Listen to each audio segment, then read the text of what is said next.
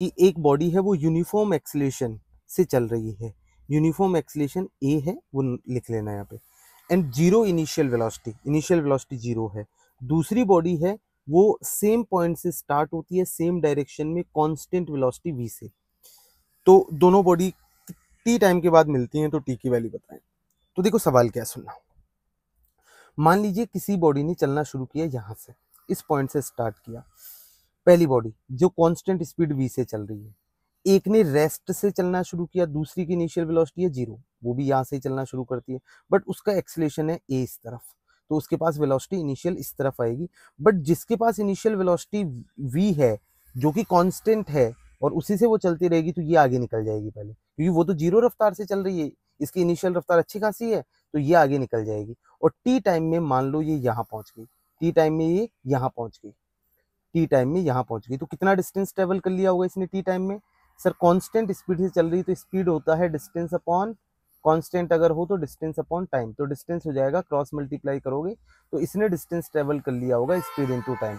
अगर सवाल में कुछ ना बोला जाए तो हम स्ट्रेट पाथ मान लेते हैं, तो distance will be equal to speed v है और टाइम t है, तो vt, ये यहाँ से यहाँ तक डिस्टेंस vt ट्रेवल कर ली होगी, ये टी टाइम में यहाँ पहुंच चुकी है।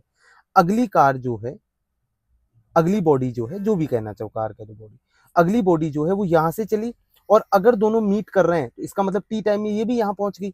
अगर टी टाइम में बोला गया कि टी टाइम में मीट करती हैं, तो देखो इसकी रफ्तार बढ़ेगी, क्योंकि इसके पास तो एक्सेलरेशन है, तो रफ्तार बढ़ेगी बढ़ेगी बढ़ेगी, अभी तो जीरो थी इनिशियल तो, पर रफ्तार बढ़ेगी बढ़ेगी बढ़ेगी बढ़ेगी, इसकी तो कांस्टेंट है, तो हो सकता है थोड़ी देर बाद इससे ज्यादा हो जाएगी, तो ये क्या करेगी, दोनों के बीच का सेपरेशन कम होने लगेगा, कम होने लगेगा, और ये इसको ओवरटेक कर रही होगी किसी टाइम टी पे, तो उस टाइम ये एक बार और मिलेंगी, एक बार और मिलेंगी।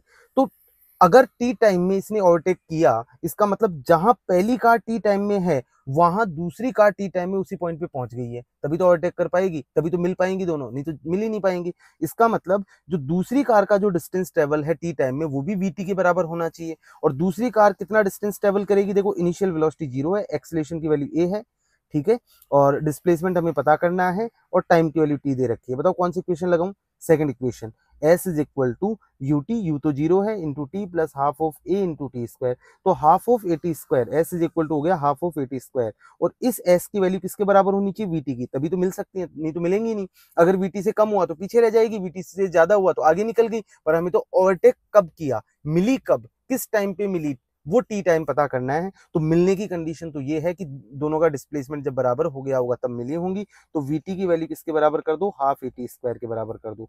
एक बार टी से टी कटा, तो मिलने की कंडीशन, जब दोनों का डिस्प्लेसमेंट बराबर है तो एक कंडीशन, जैसे टी से टी कटा टी की वैल्यू जीरो आ गई, बिल्कुल सही बात है, दोनों एक ही पॉइंट पे थी, कब? जब टी की वैल्यू जीरो थी, जब T is equal to zero पे, इनिशियली दोनों एक ही पॉइंट पे थी, अगेन कब होंगी, कितने टाइम पे?